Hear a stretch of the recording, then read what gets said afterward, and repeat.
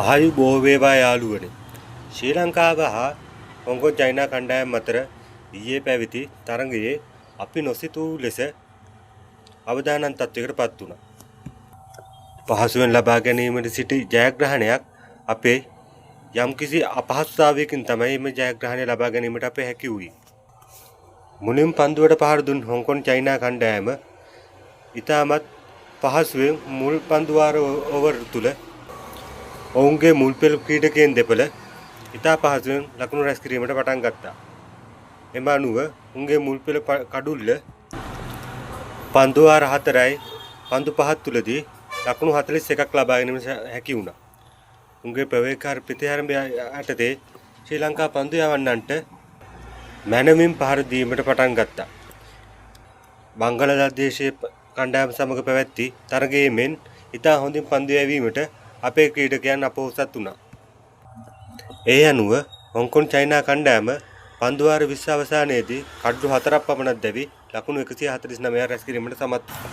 ඔවුන්ගේ දක්ෂතම පන්දුවට පහර දෙන්න වූයේ එන්කාන්. ඔහු පන්දු 38ක් තුලදී ලකුණු 52ක් රැස් කිරීමට සමත් වුණා. අපගේ හොඳම පන්දු යවන්නා බවට පත් වූයේ දුෂ්මන්ත ජමීර.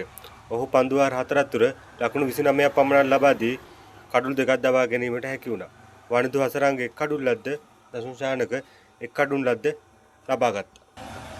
පිළිතුරෙන්ම ක්‍රීඩා කර ශ්‍රී ලංකා කණ්ඩායම පළමු කඩුල්ල ලකුණු 26ක් තුලදී බිඳී ගිය අතර දෙවෙනි කඩුල්ල ලකුණු 62ක් තුලදී තුන්වෙනි කඩුල්ල ලකුණු 119ක් තුල දැවී ගිය අතර ලකුණු 127ක් වන විට කඩුළු 6ක් දැවී ගියේ.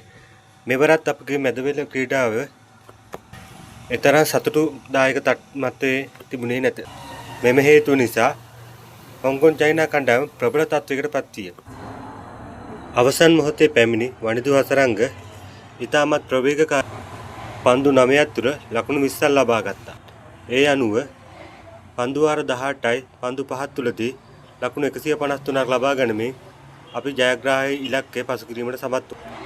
නමුත් කනගාටුවට පාරණය වන්නේ හොංකොං වැනි කණ්ඩායමක් සමග පවා අපි ඉතාමත් අපහසුවෙන් ජයග්‍රහණය කිරීම. පැතුම් නිසංක වෙනදා මෙන්ම පන්දු 44ක් තුලදී ලකුණු 68ක් ලබා ගත්තා.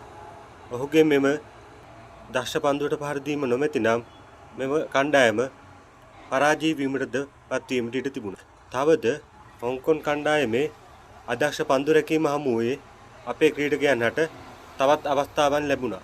පැතුම් නිසංක, කුසල් මෙන්ඩිස්, කුසල් පෙරේරා යන ක්‍රීඩකයන් උඩපන්දු ලබා දුන්නද එම උඩපන්දු රැක ගැනීමට ඔවුන් හට නොහැකි වුණා.